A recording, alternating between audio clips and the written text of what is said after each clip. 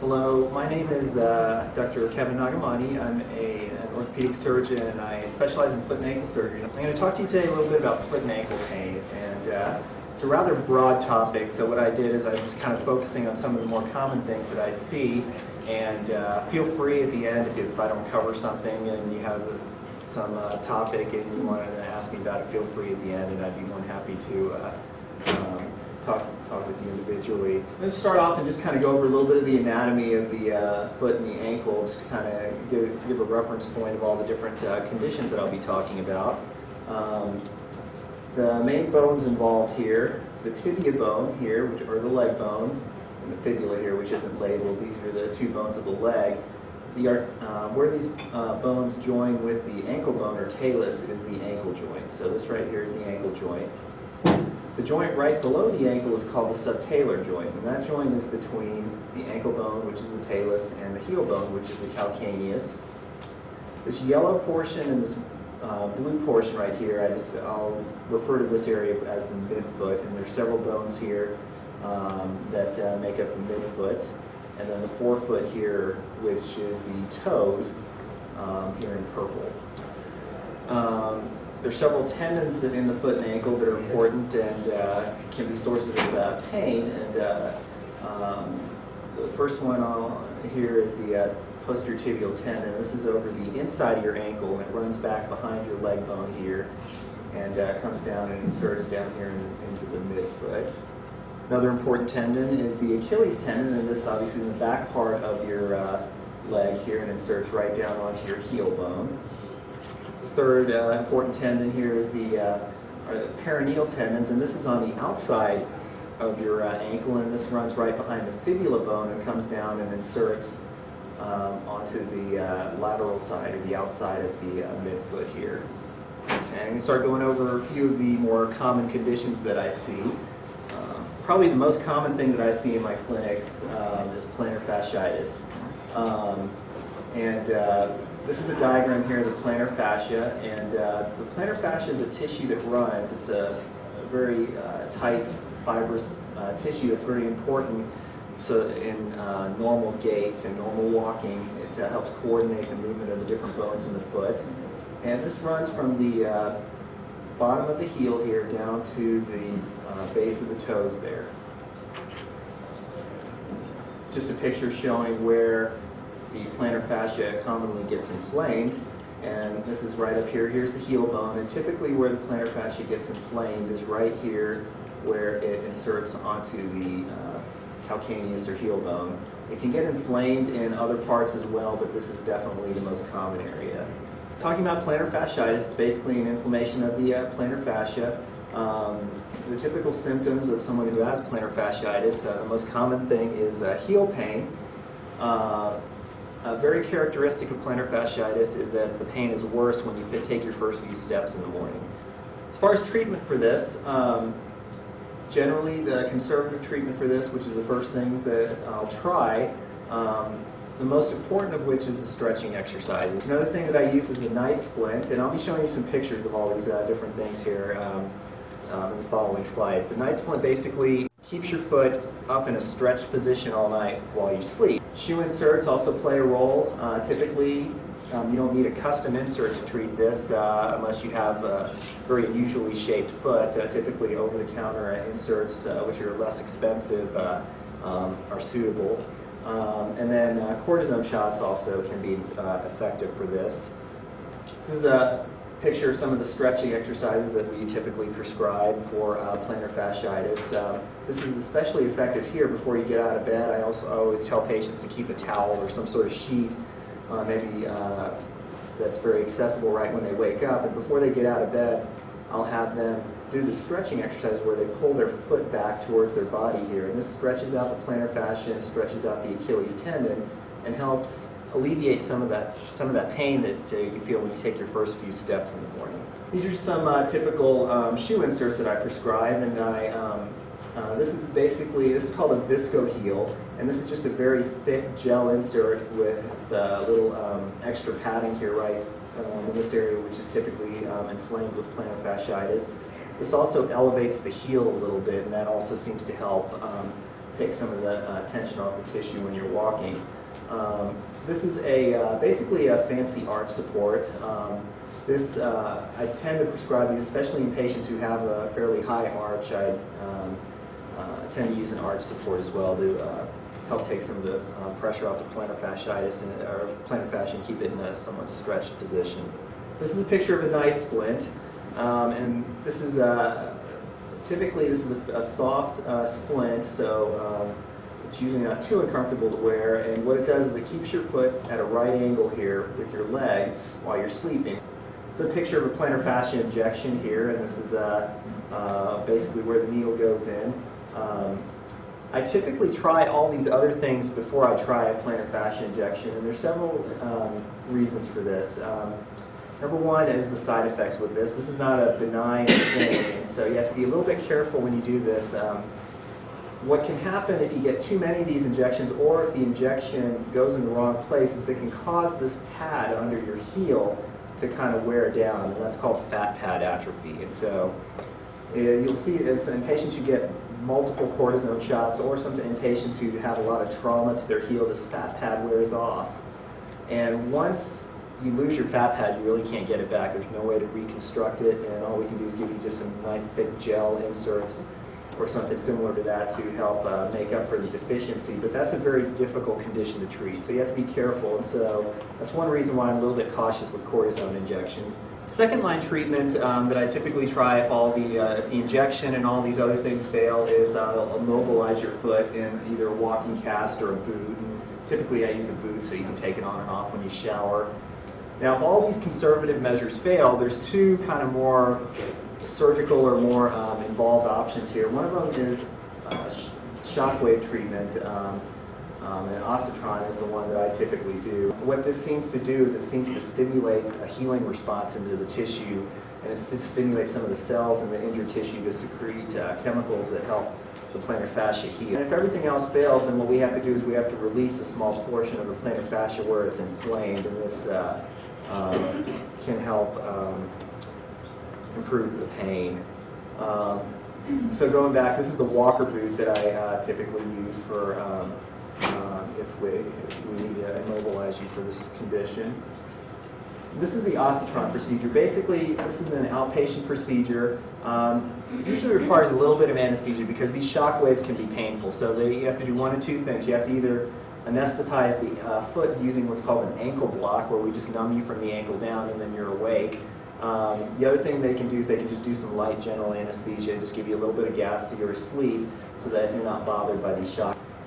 Typically, this has about a 60%, 70% success rate, which most of the things, even the conservative therapies, everything with plantar fasciitis, even the surgery, you're talking around the 70% plus or minus success rate here. So it's a difficult condition to treat. It takes a long time to get better, but with perseverance, I mean, we can definitely improve your symptoms with this. Other causes of heel pain that I'll go into just briefly here. Fat pad atrophy we talked about a little bit. People who had fractures of their heel bone or repetitive trauma to the bottom of their heel can lose their fat pad. Also, people who have repeated cortisone shots or the cortisone's gone into the wrong place can cause the fat pad to atrophy. Baxter's nerve entrapment. This is an entity similar to carpal tunnel syndrome in the foot, where a nerve down in the region of the heel gets impinged and has excess pressure on it, and this can create heel pain as well. And this is a condition where if we often need to get a nerve test to detect this, and even with the nerve test, it's very hard to detect it because it's a very small nerve. But sometimes people who have plantar fasciitis or have the diagnosis of plantar fasciitis, they don't get better, and it's because this nerve is impinged, and we need to treat this rather than the plantar fascia. Tarsal tunnel syndrome, this sometimes can cause a little bit of heel pain. More often this causes pain a little bit further down in the foot. This can cause some pain, tingling, and numbness, and occasionally this can be mistaken for plantar fasciitis. And then Achilles tendonitis, usually the pain is in the heel more in the backside rather than on the bottom, but this can also be a source of pain in the heel as well. And so we try and identify exactly the cause here and kind of direct appropriately. Okay, I'm going to talk a little bit about tendonitis. This is just that same picture I showed before, the posterior tibial tendon that runs along the inside of the ankle and inserts over here on the midfoot. This is one of the more common tendons that can be a source of pain in the foot. The symptoms of this, typically you have pain over the tendon, so this would be pain over the inside of the ankle and the inside of the foot. It's more commonly the pain is on the foot itself rather than over the ankle. This is a severe case of posterior tibial tendonitis. What you see is you'll see a lot of kind of inflammation here over where the tendon is. This is a very fat, thickened tendon, and then you see complete loss of the arch here. So this would be an extreme case of this. Treatment of this, usually the first line treatment, aside from anti-inflammatories and general pain control measures, is I'll recommend a custom orthotic. In more severe cases, if you're having more severe pain, then I'll put you in that same walker boot that you saw before for plantar fasciitis, and this kind of, again, takes all the stress off the tendon and gives it a chance to heal. So custom orthotics, typically how this works is that you'll go somewhere and they'll have you step in one of these little foam boxes and get an imprint of your foot, and that way they can kind of get the orthotic to match the exact anatomy of your foot.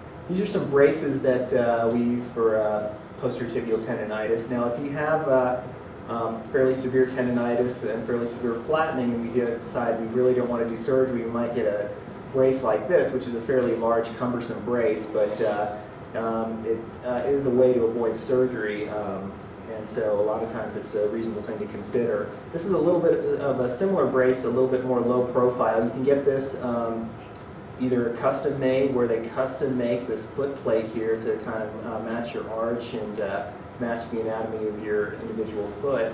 So other tendonitis in the feet, the other two tendons that we mentioned, the Achilles tendon can get inflamed, the peroneal tendon as well can get inflamed, and typically for treatment of this we use that big walker boot again as the initial treatment to really kind of calm down the inflammation in the tendon, in addition to taking anti-inflammatory medications, ice, things of that nature. And typically once we calm down the inflammation, then I'll have you see a physical therapist to help kind of rehab your ankle, get your motion back, your range of motion and your strength back, and that'll be important in helping prevent the condition from recurring.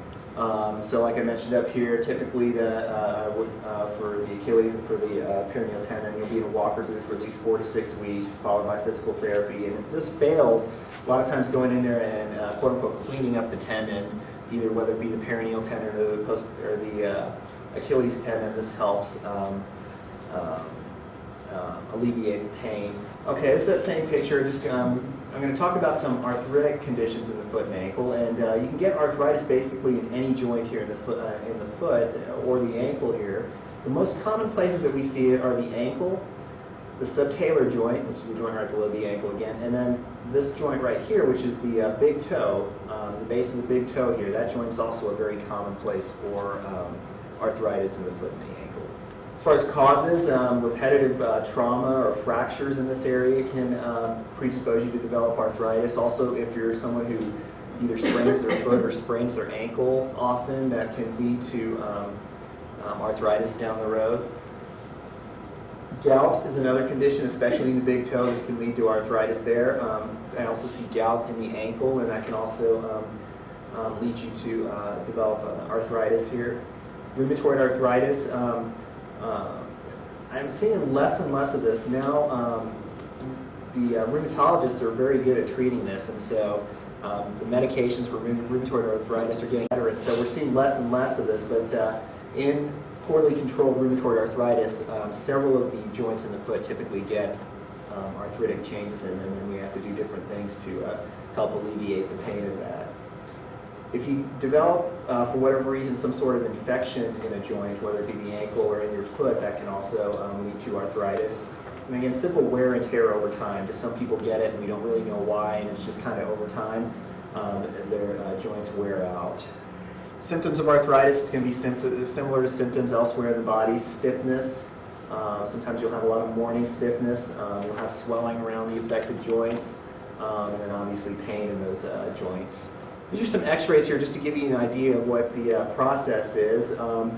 In arthritis, basically what it is that the cartilage inside the joint wears away. The cartilage is important for lubricating the joint so that it moves smoothly. It's also important for shock absorption so that there's not too much stress borne by the bones around the joint. And so in this x-ray here, you see this big, thick red line. This is the space between the two bones of the joint. In this case, it's the ankle joint, the leg bone, and the ankle bone, the talus here.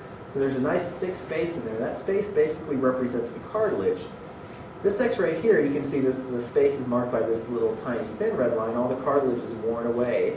And so there's not much lubrication in the joint, and there's not much shock absorption in the joint. So there's a lot, this is a source of pain here. And in this case, this is probably as a result of a fracture that this patient had sustained at some point. As far as treatment, in terms of treating arthritis, I do use cortisone shots frequently. This tends to help alleviate some of the acute symptoms, some of the immediate pain that patients have.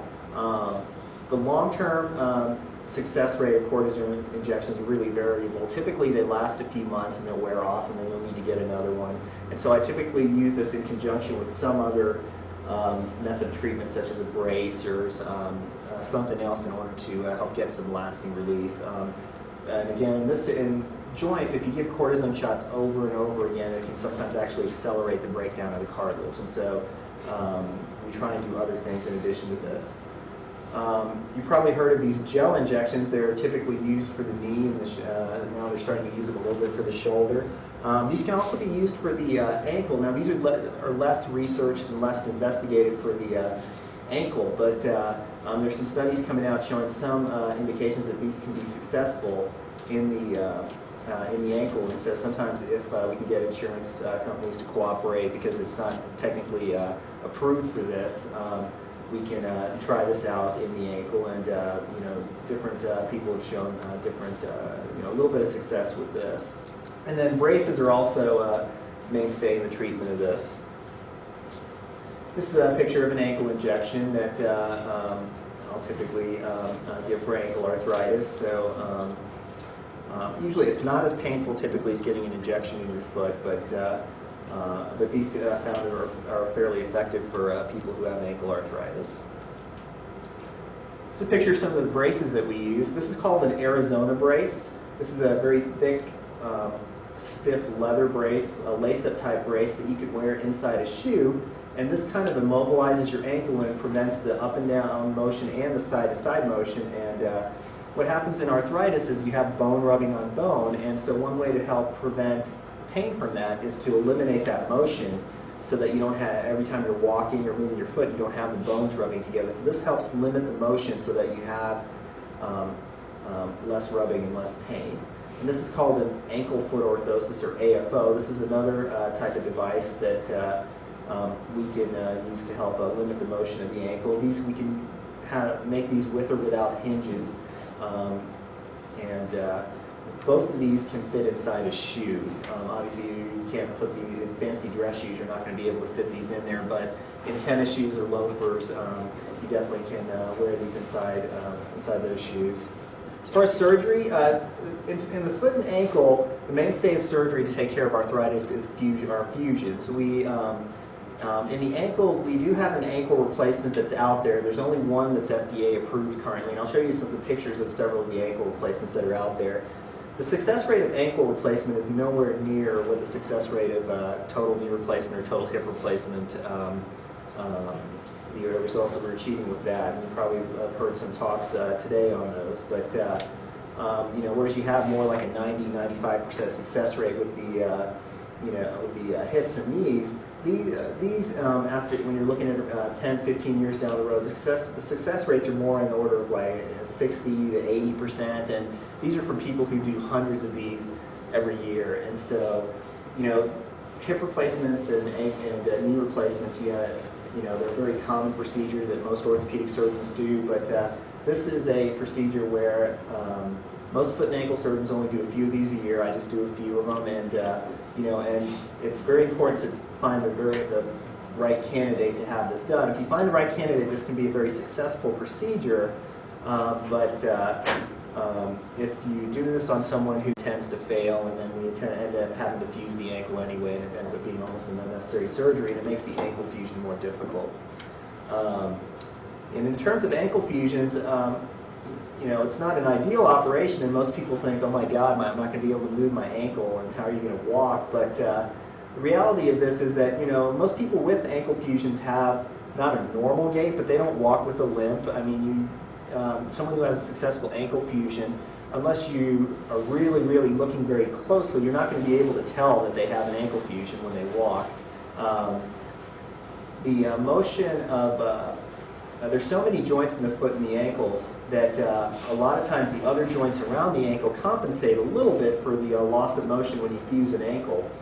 And then the other reason that the ankle fusions are tolerated well is that people who have bad arthritis have very little motion in their ankle to begin with. And so fusing it actually doesn't change how they walk in the first place, so they're not really necessarily any worse off than they were before when they get a fusion. So, you know, it sounds bad at first that you're going to fuse someone's ankle, but in reality, it's still probably the gold standard, or the best procedure we have out there for ankle arthritis. And this is still a little bit in the experimental stage, but I think in the years to come, probably in the next few years, this will be improved substantially, and I think it'll be a more viable option for everybody rather than just for a select few patients. Another somewhat experimental treatment that we find seems to be helpful. This is especially helpful in a younger person who has a normally aligned ankle, so that we can avoid doing an ankle fusion with someone who's very young.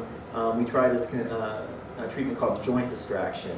What this is we put a big frame on your foot. It's called an external fixation frame. And what we do is we kind of pull apart your ankle.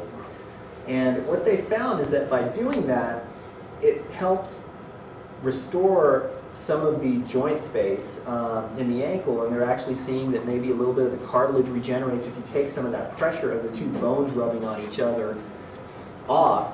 Then it allows the ankle to actually heal itself a little bit. And so this is in the very early stages. Whether this will be successful in terms of a patient 10 years after they have this done, we don't know. But in the early stages, 3 or 4 years after they've had this done, I mean, patients are showing some improvement with this, this technique. So here's a picture of an ankle fusion. Basically what we do is, here's the leg bone, here's the ankle bone, and we kind of fuse those together into one bone. We will put some bone graft and roughen up the surfaces, and then put some screws across it and get these two bones to heal together into one bone. And then I'm going to show you a picture of several of the ankle replacements that are out there, the most common ones that are in the United States. This is the only one that's FDA approved. This is called the DePuy Agility ankle, and it's you know, it's a reasonable prosthesis. It has a reasonable success rate, but again, nowhere approaching what the success rate is for hip or knee replacements. This is called the STAR total ankle replacement. The STAR stands for Scandinavian Total Ankle Replacement. This one's not FDA approved. They're putting this in Europe, and there are a handful of centers in the United States that are putting this in patients, but it's in the research stages, and so they're doing this and compiling results and sending it to the FDA to see if this will get approved by them. This is another prosthesis, where I trained, the surgeon I trained with put this in, and he was on the study group that was putting these prostheses in, and this is called a buccal pappus ankle replacement. This is more similar to the STAR ankle replacement than it is to the DePuy. This is a picture of the big frame that we put on for this ankle distraction here, where, and again, we do this on younger patients so we can avoid putting in either an ankle replacement or an ankle fusion. Both ankle replacements don't last very long, at least in the stage that we're in right now. And so if we put it in a 35 or 40-year-old person who has bad ankle arthritis, after 10, 15 years when that ankle replacement is completely worn out, then you're kind of at a loss of what to do, and you'll end up having to fuse them, and it's a very difficult fusion. So this is kind of buys us some time. This does not really burn any bridges for us, but this is not a lot of fun to have this big cumbersome frame on there. But you know, we allow patients to weight bear on this, and we allow them to walk, and there's actually a hinge here that allows the ankle to move. And so, you know, it's a big, heavy-looking thing, but if you're someone maybe who has a sedentary job or who can tolerate the amount of time that we have to keep this thing on, and typically I think they're doing this for about 3 months or so, or 6 weeks to 3 months to keep this thing on to give enough time for that cartilage to regenerate. This is kind of an x-ray here, and you can see what it does is it pulls out the ankle bone here from the leg bone here and restores the space and allows that cartilage and that joint space to heal up a little bit. And so that's the theory behind this. So other joints that get arthritis in the foot. Going back to this diagram, again, the subtalar joint, the joint below the ankle, is also a fairly common place to get arthritis. And again, that big toe joint there is common. And then the midfoot is another place you can get arthritis between these blue bones here and these yellow bones here. These are the tarsal bones, and these are the metatarsal bones here.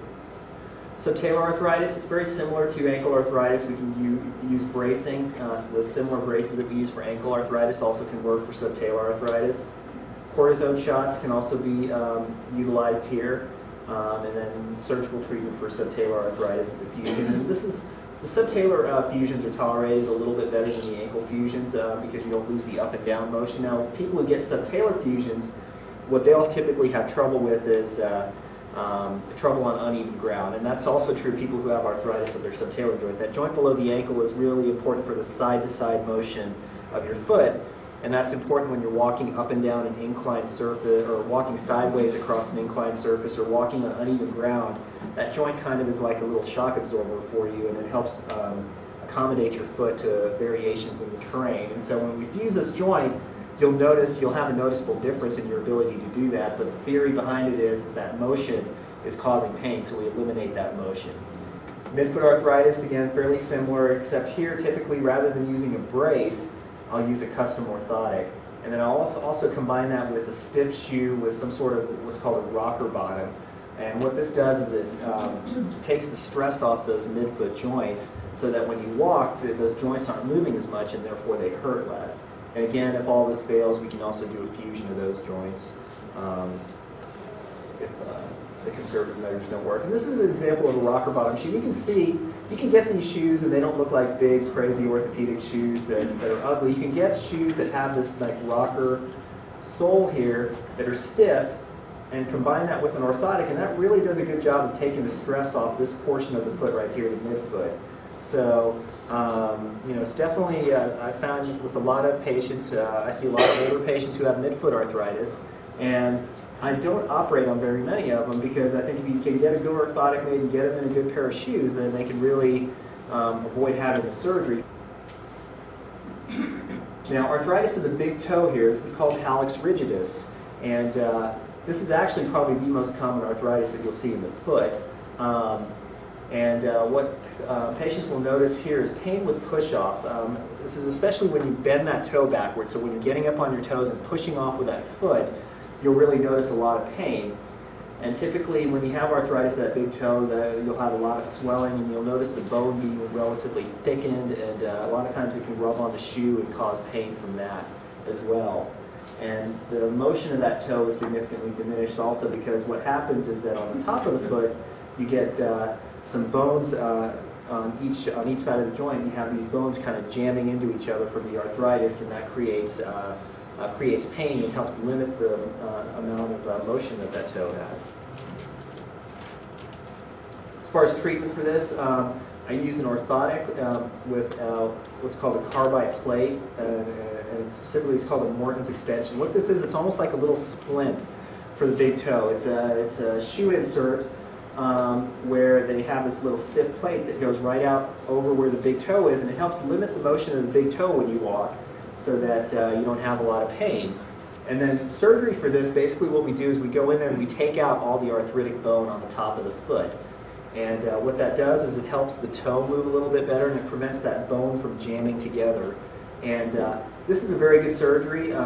Most of my patients who have this done are very happy, and it's a short recovery time, unlike some of the other procedures for arthritis in the foot. This is more like a 4 to 6 week recovery, and you don't ever have to be on crutches or anything like that. We just have to give you a stiff-soled kind of sandal or something to wear to keep the stress off the site where we operated. But typically, this procedure is well tolerated. Most people are at least a little bit better from the surgery, and it's a relatively small surgery when we do it. Talk a little bit about toe problems briefly here. This is a bunion, or it's also known as Hallux valgus. And what this is this occurs when the big toe is kind of pushed outward here. It kind of pushes against your your lesser toes, as we call them, your other 4 toes. And the cause of this typically is that the angle between this bone and this bone is too high. And this is something that runs in families, and it also can be caused by bad shoe wear. And what typically happens over time is this toe kind of migrates further and further over. And what we do for this is that, unfortunately for bunions, there's not a whole lot of treatment for this as far as conservative measures, other than modifying your shoes. You have to just go find shoes that can accommodate this big bump over here, accommodate the shape of your foot. And they're out there, and you know, as long as your condition isn't too severe, most people can get by and find shoes that that are appropriate and that will make it so their foot's not painful. This is a good operation, but I'll typically, a lot of times, have patients come in who just look at their feet and they look like this, and they just hate the way their foot looks. And I'll tell them, you know, bunion surgery is good surgery, but at the same time, you know, it's difficult to make someone happy who has no foot pain and then has a big surgery where we break their bone, shift it over, put screws or pins or whatever in it, and then they come out later and then they have a better looking foot, but then they may have a little bit of pain, a little bit of stiffness in their foot.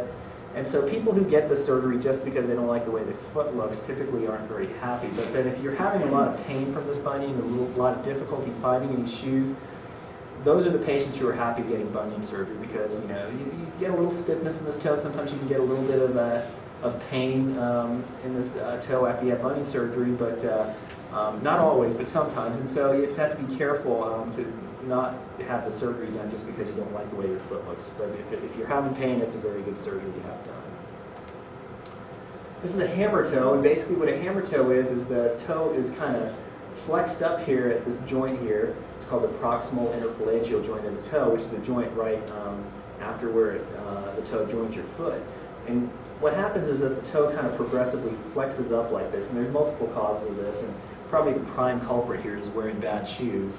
And another cause, like I mentioned before, if you have a bunion and the big toes moving over there, it can kind of cause the toes to push up into the air like this. Treatment for this is, there's multiple things we can do for this. There are little silicone toe caps that I use sometimes that you can just kind of wear them like a sock over this, and this keeps this little bump here from rubbing on the top of the shoe. Again, shoe wear modification, if you wear a shoe with a kind of high toe box that'll avoid rubbing on this, that can also help. Surgery for this, basically we go in there, there's a couple of things that we can do. We either cut out this bone here, straighten out the toe and put a pin to kind of hold it in that position and allow it to heal.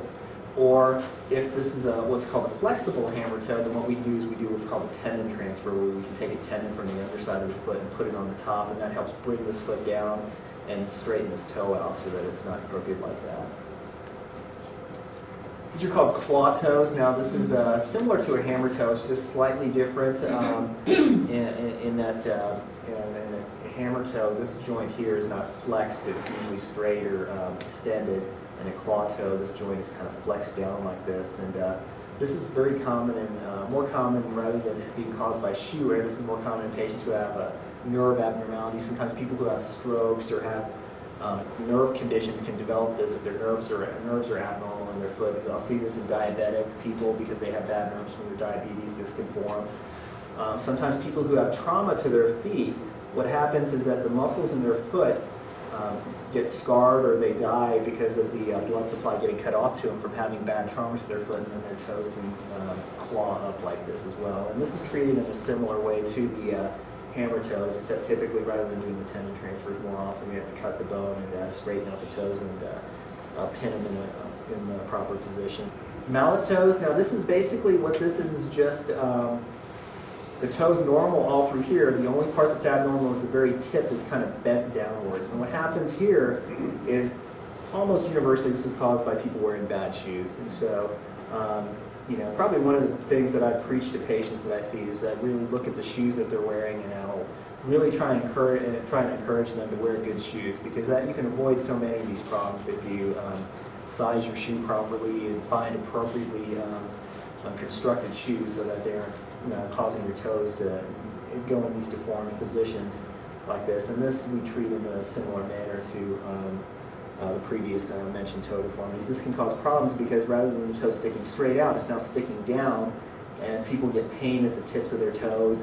They're toenails can start to get a little bit deformed because now when they walk, the toenails are pointing straight into the ground rather than pointing straight out. So this can sometimes be a source of pain that we need to correct the deformity for. Another source of pain in the toes, neuromas. What this is an abnormal thickening or scarring of the nerve that goes in between two toes. Now, the most common place for this is in between the third and fourth toes, and this is a little bit exaggerated. The nerve's rarely this big, but and sometimes we'll get the nerve actually isn't even that big, but it's just inflamed. And this can have multiple causes. It can, it could be some trauma to this area. It could be that there's inflammation in these joints around this nerve, and that inflames the nerve, or maybe these bones are abnormally large and there's not much space for this nerve. And then sometimes it could be just the blood supply to the nerve is not adequate, and just over time the nerve develops a lot of scar tissue and thickens. And basically what patients have with this is they'll have pain on the bottom of their foot, right in this area, right at the base of their toes, and sometimes they'll get pain shooting out to the edges of their toes, and sometimes they'll have numbness in between these two toes. You can also get this in between the second and third toes, although it is more common between the third and fourth. It's extremely unusual to see it between the fourth and the fifth, or the first and the second. So this is really the two areas that we see this. So shoes, probably, like I said, one of the big things I preach to my patients is to wear appropriate shoes. I'll typically, I don't have a handout available for you now, but I typically, for patients that I see who are having toe problems, I'll give them a handout to really show them how to appropriately pick shoes. And just kind of in a nutshell, the basic things you want to do is you want to find a shoe where your toes have adequate space. This is adequate space both in an up and down sense and in a side-to-side sense.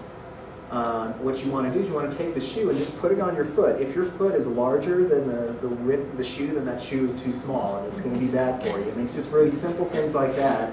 You know, the number, size of the shoe may be fine, but then the style of it may be such that it's going to squeeze your toes together. And then, you can just see that by looking at the shoe.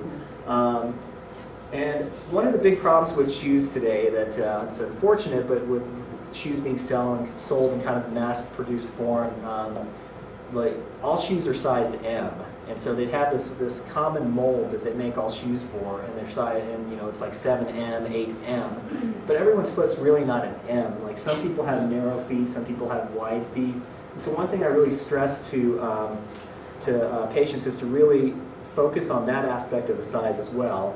And if you're having foot trouble, if you don't have foot trouble, it's not as important, but especially if you're having foot problems, I stress that you should go to to a shoe store where they actually look at these things and measure your foot and really find an appropriate size, looking at both the width of your foot and the length of your foot. Just showing you some pictures here. Here's just some pictures of some normal feet here, just some x-rays. And this is a picture of if you're wearing bad shoes. You can see how the toes are being kind of pushed together. The shoe's actually creating a bunion here. And you can imagine how over time of wearing shoes like this, you tend to get this bunion type deformity. And these toes are all getting pushed together. When you have a neuroma, if your toes are getting pushed together like this, that nerve gets pushed upon and it creates more pain. So again, just shoe wear is very important in terms of treating foot and ankle pain. Okay, that's all I have.